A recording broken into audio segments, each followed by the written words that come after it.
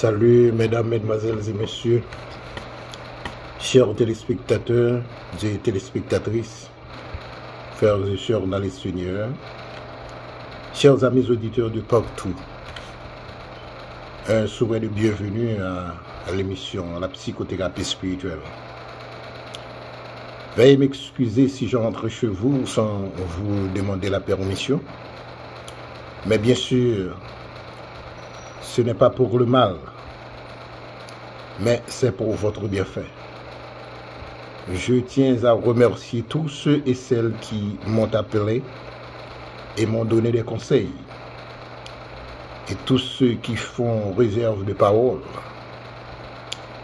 Je remercie tous ceux et celles qui ont rempli leur devoir envers les vidéos, en les aimant, les partageant, les commentant et les abonnant aussi.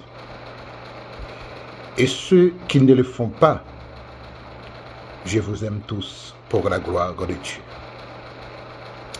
Oui, je vous aime tous pour la gloire de Dieu. Et que le Seigneur vous bénisse abondamment.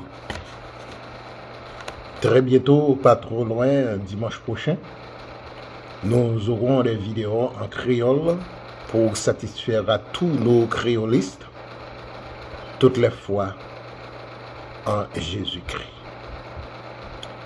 Aujourd'hui, nous allons faire la lecture de la parole de Dieu dans Apocalypse, le chapitre 1, le verset 1 à 7. La scripturaire pour aujourd'hui, c'est Apocalypse, le chapitre 1, le verset 1 à 7. Je lis pour vous. Révélation de Jésus-Christ que Dieu lui a donné pour montrer à ses serviteurs les choses qui doivent arriver bientôt et qu'il a fait connaître par l'envoi de son ange à son serviteur Jean, lequel a attesté la parole de Dieu et le témoignage de Jésus-Christ. Tout ce qu'il a vu. Heureux celui qui lit et ceux qui entendent les paroles de la prophétie et qui gardent les paroles qui y sont écrites, car le temps est proche. Jean aux 7 églises qui sont en Asie, que la grâce et la paix vous soient données de la part de celui qui est, qui était et qui vient. Et de la part des 7 esprits qui sont devant son trône. Et de la part de Jésus-Christ, le témoin fidèle, le premier-né des morts. Et le prince des rois de la terre. À celui qui nous aime, qui nous a délivrés de nos péchés par le sang, et qui a fait de nous un royaume de sacrificateurs pour Dieu son Père. À lui soit la gloire et la puissance au siècle des siècles. Amen. Voici, il vient avec les nuées, et tout œil le verra. Même ceux qui l'ont percé, et toutes les tribus de la terre se lamenteront à cause de lui. Oui, amen, amen. Le verset 8 pour finir. Je suis l'alpha et l'oméga, dit le Seigneur Dieu, celui qui est, qui était et qui vient, le Tout-Puissant. Amen. Que Dieu bénisse sa parole. Aujourd'hui, le thème que nous allons développer pour vous, c'est le mystère divin au chiffre 7 à travers la Bible. Le mystère divin au chiffre 7 à travers la Bible. Nous allons définir pour vous le mot mystère. C'est quoi le mystère? Le mystère, c'est la chose qui est inaccessible à la raison humaine. Ce qui est de l'ordre surnaturel. Ce qui est obscur, caché, inconnu et incompréhensible à l'homme. Événement inexplicable, l'aventure énigmatique, c'est-à-dire ce qui est difficile à comprendre. Mais il ne faut pas oublier aussi que les mots mystiques et mystérieux sont des termes adjectifs dérivés du mot mystère. La compréhension du chiffre 7.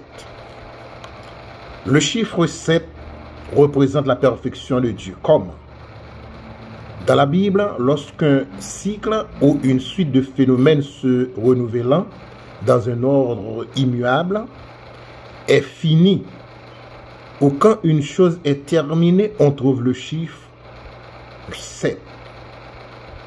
Dans Genèse, le chapitre 2, versets 1 à 2, nous lisons: Aussi, ainsi furent achevés les cieux et la terre et toute leur armée. Dieu acheva au 7e jour son œuvre qu'il avait faite, et il se reposa au 7e jour de toute son œuvre qu'il avait faite. Entre autres, dans Genèse, le chapitre 12, versets 2 à 3, Abraham, après avoir obéi à l'appel de Dieu, Abraham reçoit une bénédiction qui contient 7 promesses. 1. Je ferai de toi une grande nation. 2. Je te bénirai. 3. Je rendrai ton nom grand. 4. Et tu seras une source de bénédiction. 5. Je bénirai ceux qui te bénissent. 6. Et je maudirai ceux qui te maudiront. 7. Et toutes les familles de la terre seront bénies en toi. En d'autres termes, Dieu donna 7 promesses au peuple d'Israël dans Exode chapitre 6, le verset 6 à 8. Et j'en passe. L'objectif de l'exposé du jour, il est nécessaire et même obligatoire de faire connaître la superpuissance de Dieu. Il est nécessaire et même obligatoire de faire connaître la superpuissance de Dieu partout à travers le monde. Les effets du chiffre 7 à travers la Bible, les choses qui dépassent l'entendement humain, des choses vues, non comprises et qui peuvent comprendre. Comme la parole de Dieu nous dit dans 1 Corinthiens le chapitre 2, le verset 16. Car qui a connu la pensée du Seigneur pour l'instruire? Or, nous avons la pensée de Christ. À présent, nous sommes presque à la fin de toutes les activités pascales. Mais je voudrais quand même bien terminer ce moment pascal avec les 7 dernières paroles de Jésus à la croix. Pâques 2021 a eu lieu le lundi 5 avril. Le lundi de Pâques est un jour férié qui se déroule sur la semaine qui suit le dimanche de la résurrection, appelé au temps jadis octave de Pâques, d'après les secteurs religieux. Je voudrais vous faire seulement un petit rappel de ce que nous avons enseigné l'année passée sur Pâques. Le mot Pâques au singulier ou sans S, défini comme la fête juive qui commémore la sortie des enfants d'Israël de l'Égypte, accompagné de Moïse comme chef et le berger qui nourrit le peuple de Dieu dans le désert.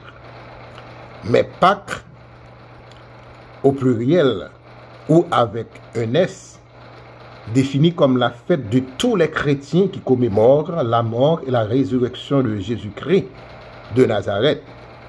On peut dire célébrer Pâques ou les Pâques. On souhaite à tous joyeuses Pâques. La Pâque juive est à l'origine de la fête chrétienne et ensuite celle des chrétiens d'aujourd'hui. Elle se célèbre donc toutes les deux à la même époque, au début du printemps, mais à des jours différents. Parce que Pâques est la fête de la liberté des Juifs par Moïse, liberté par rapport à l'esclavage en Égypte, donnée par Dieu.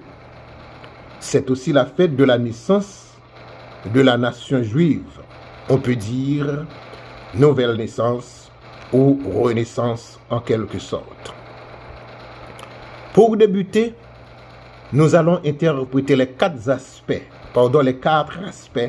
suivants du chiffre 7. Premièrement, les effets mystérieux du chiffre 7. 2. On se demande souvent depuis quand le chiffre 7 est mentionné dans la Bible. 3. Les 7 paroles mystérieuses prononcées en croix par le Seigneur Jésus. 4. La conclusion. Nous commençons avec la première partie, les effets mystérieux du chiffre 7 dans la Bible. De l'Ancien Testament aux Évangiles, en passant par la Kabbale, on trouve les 7 collines de Rome et Jérusalem.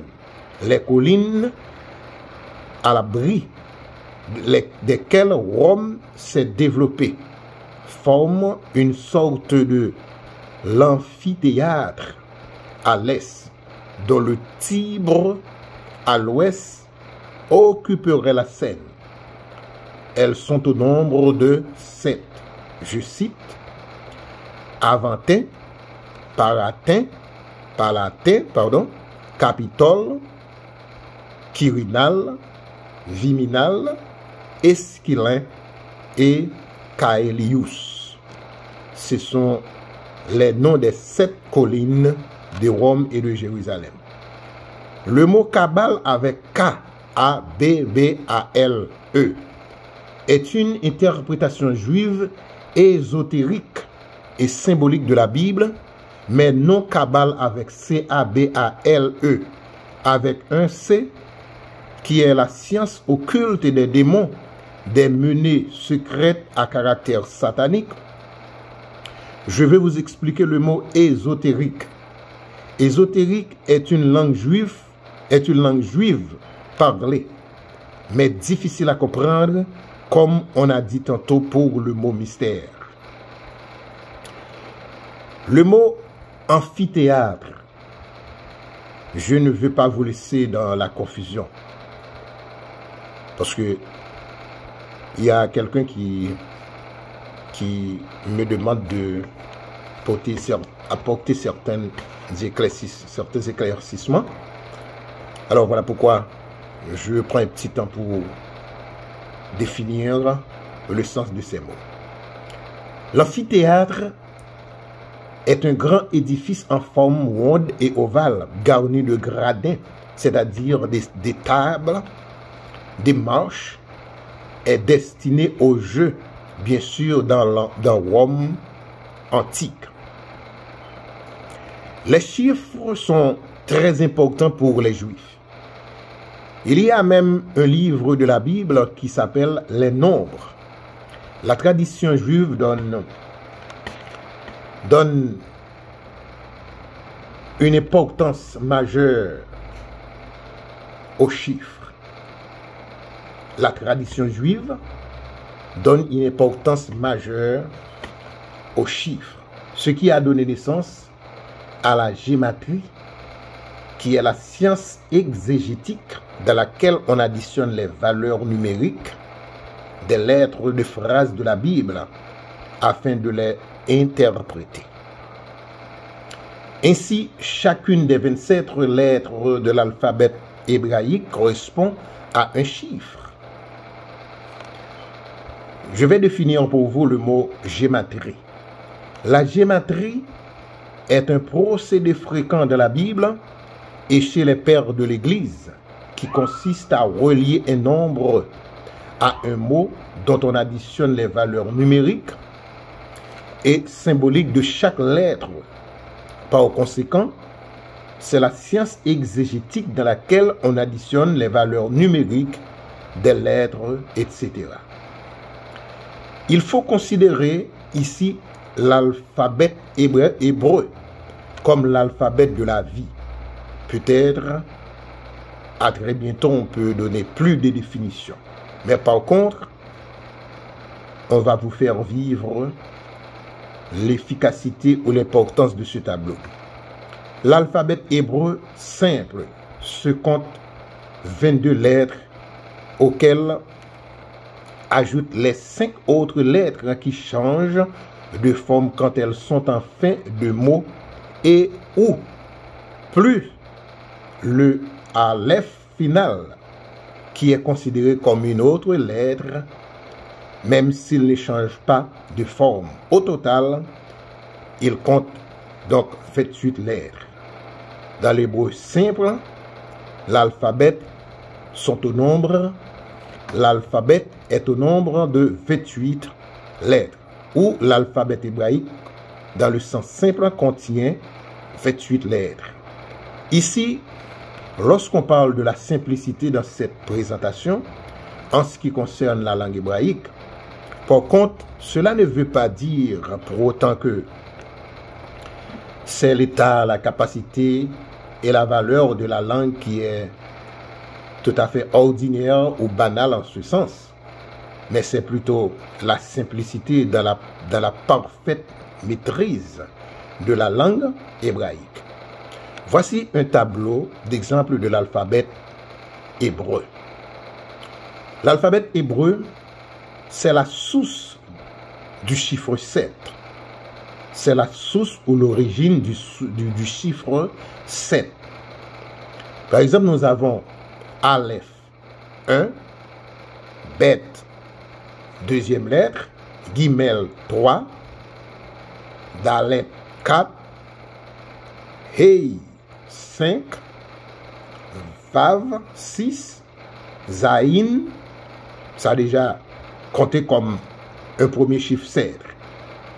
Chet 8, Te 9, Yad 10, Kof 11, Lemed 12, Mem 13, Nun 14, Semek 15 et Aïn 16, Pei 17, Sade 18, Kof 19, Rech 20, Shin ou Sin 21, Tav 22. Maintenant, ce sont les premières 22 lettres. Nous allons lire les lettres ajoutées, les finales. Kaf final 23, Mem final 24, Nun final 25, Pei final 26, Sade final 27 et Aleph final 28. Vous trouvez le chiffre 7, par exemple, Vav, qui c'est le nombre, qui c'est le sixième alphabet, plus Yad, qui est 10, ce qui veut dire 10 plus 6, ça vous donne 16. On réduit 16 en 7. 1 plus 6, ça vous donne 7. Le chiffre 7. Aïn, qui c'est la 16e lettre de l'alphabet hébraïque. On trouve le chiffre 7. En additionnant 1 plus 6, ça vous donne 7. Le nombre Nun final, 25e lettre de l'alphabet hébraïque. Pour trouver le chiffre 7, on décompose le numéro 25. 2 plus 7, ça vous donne, 2 plus 5, ça vous donne 7.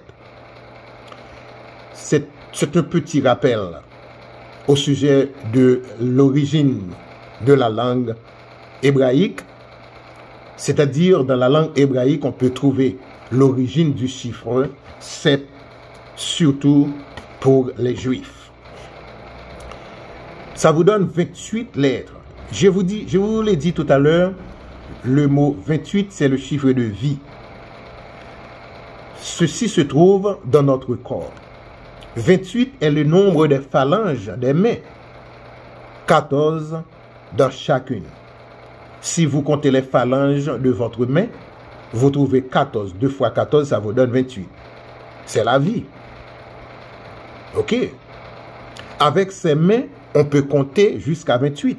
D'ailleurs, le nombre 14 s'écrit avec les lettres Yad et Dalet en hébreu. En hébreu, on dit Yad au lieu de Yod, mais c'est Yad, mot qui signifie mais. Il y a beaucoup plusieurs intéressants.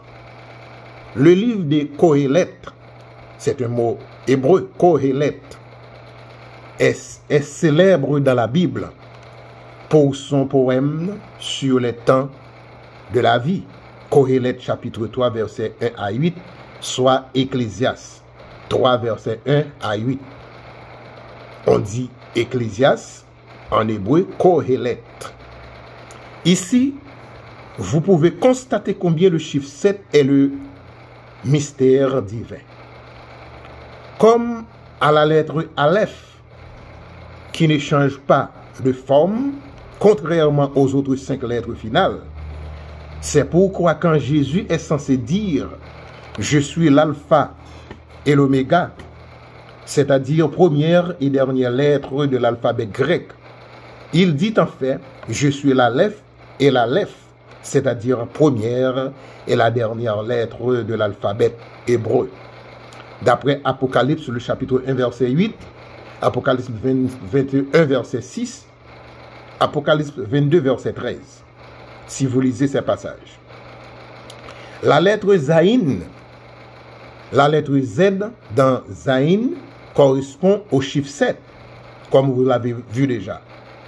La lettre Zayin, la lettre Z dans Zayin est lue comme formée à partir d'un Yad, lettre équivalente au U de Yahweh, Israël, Yeshua, Yehudi. Vous trouvez la lettre I dans Yehudi et Israël, etc. Et d'un Vav, lettre équivalente au vœu, également à l'une des lettres de Yahweh. Ainsi, la valeur numérique de la lettre Zayin est 16. Yad plus Yad égale 10, Vav égale 6, nous l'avons fait déjà. 10 plus 6, ça vous donne 16, et de réduction, ça vous donne 7.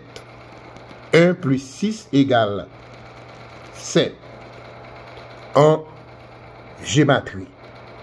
Ça, c'est l'étude gématrique, ce thème qui développe le sens de ces chiffres et de ces lettres. La valeur 16 est celle du verbe hébreu ava, qui signifie vivre, exister. Et cela se réfère parfaitement à la signification du vav, qui est égal à la lettre du lien, qui relie les mondes, le monde céleste et le monde terrestre. Cela nous enseigne que pour exister verticalement, il va falloir se relier au monde d'en haut et ne pas rester dans la vie verticale du serpent, mangeant la poussière chaque jour de son existence sur cette terre.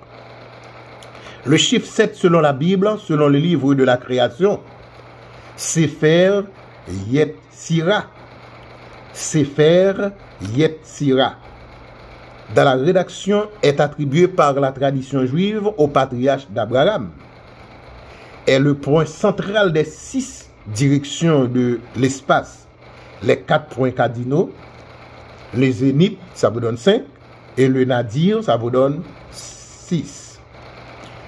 Cela a donné naissance à l'étoile de David. 6 branches plus le centre, ça vous donne le chiffre 7. Vous m'avez entendu parler tout à l'heure de l'expression l'étoile de David. Je vais vous apporter un petit éclaircissement. L'étoile de David, appelée également en hébreu Maguan David ou Maguan David, ce qui signifie le bouclier de David en latin Scutum Davidis. Il s'agit de la tradition juive. Elle représente sous forme de 2 triangles superposés formant une étoile à 6 branches plus le centre de l'étoile. ça vous donne exactement le chiffre 7. On peut trouver ce symbole sur le drapeau au pays d'Israël, et tout comme symbole dans d'autres pays du monde. On rencontre aussi les appellations de sceau de Salomon, en latin Sigillum Salomonis, double triangle. Triangle de Salomon est aussi l'étoile de Sion. Cette étoile représente, selon la tradition juive, l'emblème du roi David. Et cela serait aussi bien le symbole du Messie qui devait venir de la lignée davidique.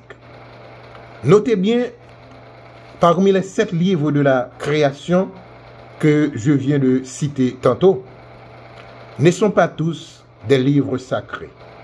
Il y en a ceux qui sont mythologiques. Mais j'ai utilisé seulement le contenu pour trouver le chiffre 7.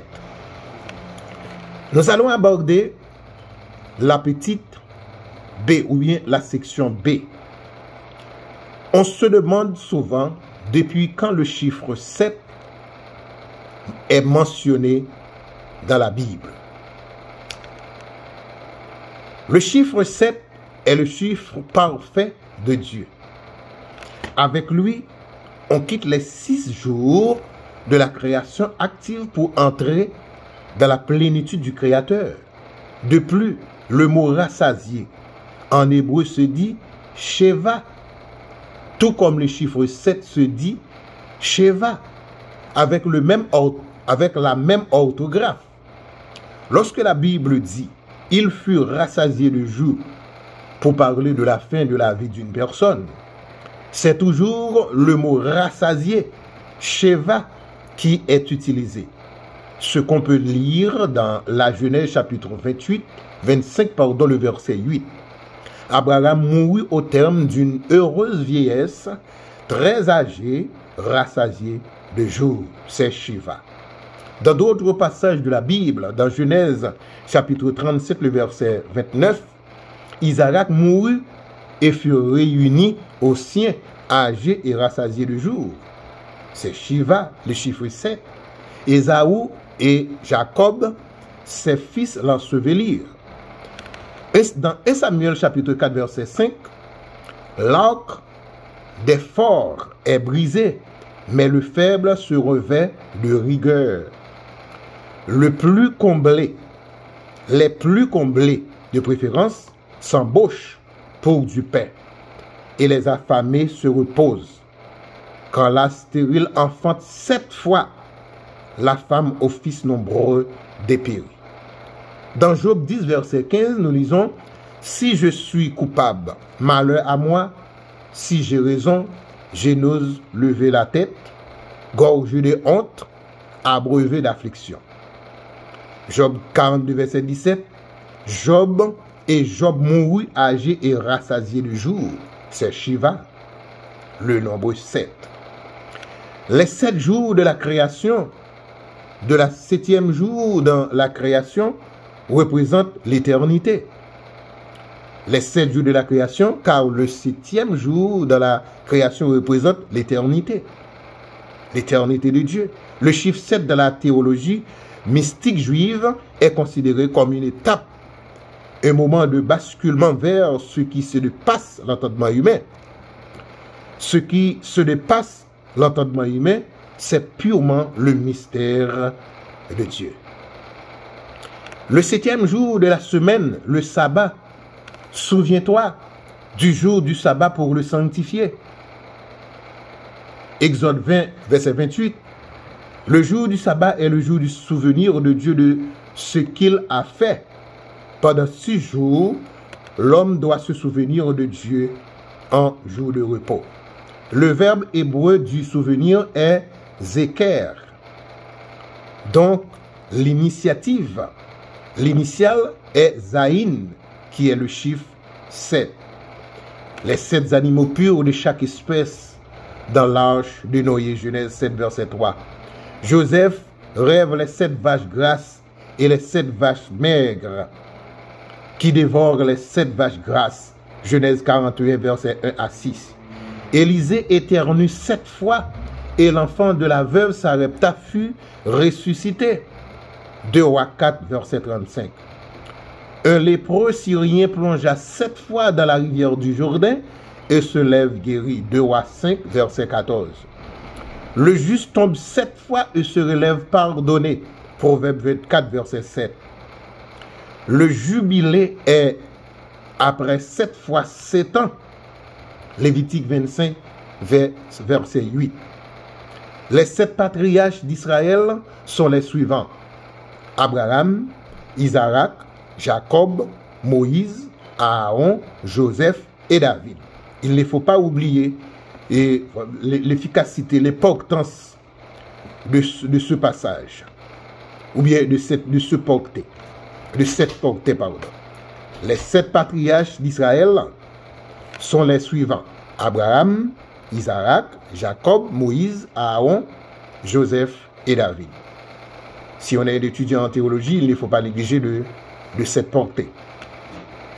Dans la Bible, il est demandé au patriarche de Noé d'embarquer sur son arche 7 couples de chaque espèce. Et Moïse figure comme la 7e génération d'Abraham. Les 7 jours de marche solennelle avant la prise de Jéricho par Josué, la théologie qui préfigure l'avènement de Jésus-Christ en roi. Faites le tour de la ville. Vous tous, les hommes de guerre, faites le tour de la ville. Tu le feras ainsi pendant 6 jours. 7 sacrificateurs de l'Éternel porteront devant l'arche les 7 trompettes retentissantes. Le 7e jour, vous ferez 7 fois le tour de la ville, et les sacrificateurs sonneront des trompettes comme les signes de la victoire de l'Éternel sur les ennemis israélites. Josué chapitre 6, versets 4 à 5. C'est au matin du 7e jour, au son de la trompette, que Josué a conquis la première cité partie de la terre qui était promise aux Hébreux, au terme de cette liturgie guerrière, tout comme Jésus qui doit entrer en possession de son royaume au son de la 7e trompette.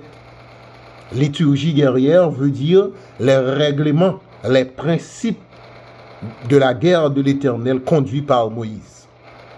La section C. Les 7 paroles mystérieuses prononcées en croix par le Seigneur Jésus. Les 7 paroles de Jésus-Christ sur la croix.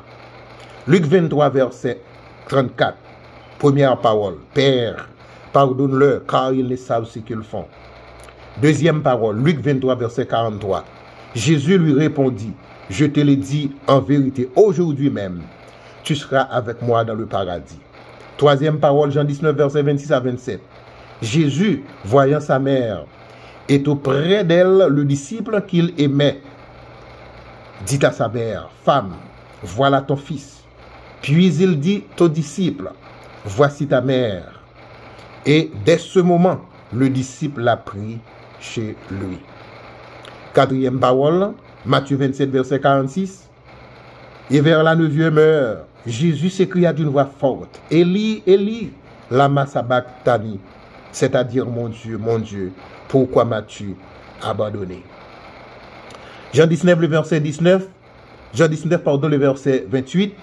Après cela, Jésus, qui savait que tout était consommé, dit, afin que l'écriture fût accomplie, j'ai soif. 6e parole, Jean 19, verset 30. Quand Jésus eut pris le vinaigre, il dit, tout est accompli. Et, baissant la tête, il remit l'esprit. 7e et finale parole, Luc 23, verset 46. Jésus s'écria d'une voix forte, Père, je remets mon esprit entre tes mains. Il expira. Le terme 70 fois 7 fois. Alors Pierre s'approcha de lui, Jésus, et dit, Seigneur, combien de fois pardonnerai-je à mon frère lorsqu'il péchera contre moi? Sera 7 fois? Jésus lui dit, pardon, je ne te le dis pas jusqu'à 7 fois, mais jusqu'à 70 fois 7 fois. Matthieu 18, verset 21 à 22. Il ne faut pas oublier que 70 veut dire le nombre 70. Les aspects mystérieux du chiffre 7 dans l'Apocalypse.